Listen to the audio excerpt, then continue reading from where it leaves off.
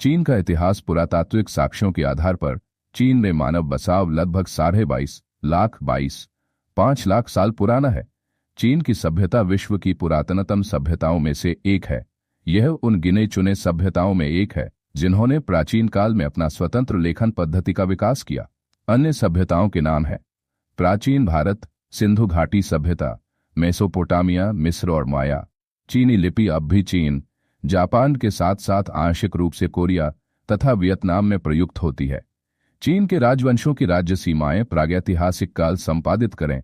पुरातत्व प्रमाणों से हमें यह ज्ञात होता है कि प्रारंभिक मनुष्य 22.4 लाख से 2.50 वर्ष पूर्व चीन में रहा करते थे। झोउ कौदियन गुफा से मिले अवशेष 3 से 5 लाख वर्ष पुराने हैं और ये उस पेकिंग मानव के हैं जो होमो इरेक्टस था और आग का उपयोग किया करता था। गुआंगजी के लिउजियांग क्षेत्र में चीन के आधुनिक मानवों के होने के अवशेष मिले हैं, जिनमें खोपड़ी का एक भाग भी है जो 67 वर्ष पुराना है।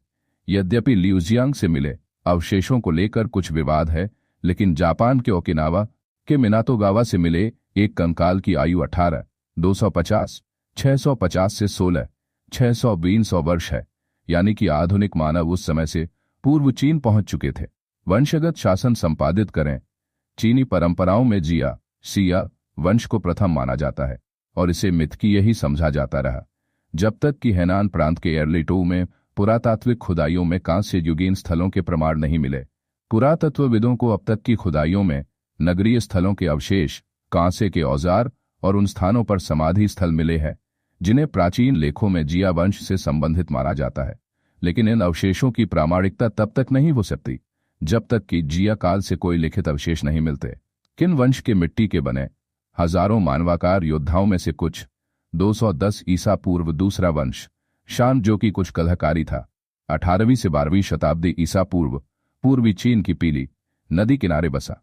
पश्चिम ने बसे झोउ साम्राज्य ने आक्रमण के बाद 12वीं से 5वीं शताब्दी ईसा पूर्व तक उन पर शासन किया, जब तक कि उनका एकीकृत नियंत्रण पड़ोस के साम्राज्यों के हमलों से क्षीण नहीं हो गया। कई शक्तिशाली और स्वतंत्र राज्य आपस में लगातार एक दूसरे पर बसंत और पतझड़ के महीनों में युद्ध करते, जिससे झोउ के राजाओं को कुछ समय मिल जाता। प्राचीन चीन संपादित करें। प्रथम एकीकृत चीनी राज्य की स्थापना किन वंश द्वारा 221 ईसा पूर्व में की गई, जब चीनी सम्राट का दरबार स्थापित किया गया और चीनी भाषा का बलपूर्वक मानकीकरण किया गया। यह साम्राज्य अधिक समय तक नहीं टिक पाया क्योंकि कानूनी नीतियों के चलते इनका व्यापक विरोध हुआ। ईसा पूर्व 220 से 206 तक हान राजवंश के शासकों ने चीन पर राज किया और चीन की संस्कृति पर अपनी अमिट छाप छोड़ी। यह प्रभाव अब तक विद्यमान है। हान वंश ने अपने साम्राज्य की सीमाओं को सैन्य अभियानों द्वारा आगे तक फैलाया, जो वर्तमान समय के कोरिया, वियतनाम, मंगोलिया और मध्य एशिया तक फैला था और जो मध्य एशिया में रेशम मार्ग की स्थापना में सहायक हुआ। हानों के पतन के बाद चीन में फिर से अराजकता का माहौल छा गया और अनेकीकरण के एक और युग का आरंभ हुआ। स्वतंत्र चीनी राज्यों द्वारा इस काल में जापान से राजनयिक संबंध स्थापित किए गए, जो चीनी लेखन कला को वहां ले गए। 580 ईस्वी में सुई वंश के शासन में चीन का एक बार फिर एकीकरण हुआ, लेकिन सुई वंश कुछ वर्षों तक ही रहा।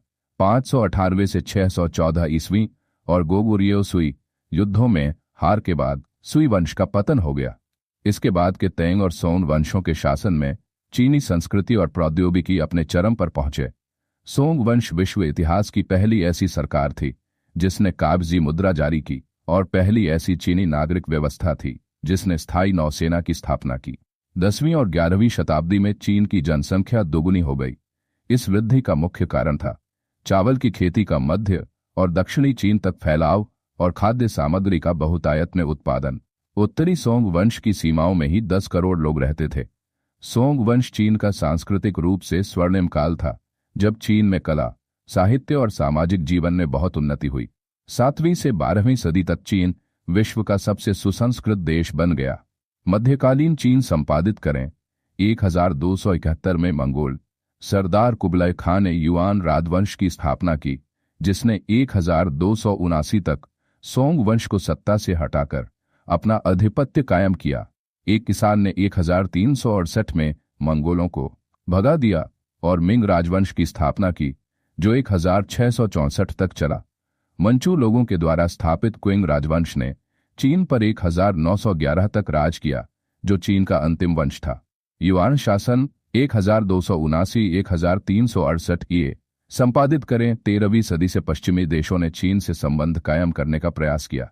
इस समय चीन में युआनों का शासन था। मंगोलों ने इसी काल में चीन पर आक्रमण किया। यूरोप का प्रसिद्ध यात्री तथा व्यापारी मार्को पोलो अपने पिता तथा चाचा के साथ वेनिस से इसी समय चीन पहुंचा। अल्पकाल के लिए उसने कुबलाई खां के दरबार में नौकरी भी की, पर उसकी यह सेवा वृत्ति उतनी महत्वपूर्ण नहीं है जितनी उसकी यात्रा संबंधी डायरी। इस डायरी में उसने चीन के संबंध में चर्चा की, जिसके फलस्वरूप पश्चिमी देशों का ध्यान चीन की ओर गया। इसी समय इटली शहरों से अनेक यात्री निकट पूर्व की यात्रा करने के सिलसिले में चीन भी आए। इसके अतिरिक्त रोमन कैथोलिकों ने भी चीन से संबंध कायम करने का प्रयास किया, लेकिन 13वीं सदी के उत्तरार्ध से लेकर 14वीं सदी के उत्तरार्ध तक 1279 से 1368 ई चीन से संपर्क कायम के लिए इन देशों ने जो कुछ भी प्रयास किया वह किसी भी दृष्टिकोण से विशेष महत्व का नहीं है। इस समय चीन में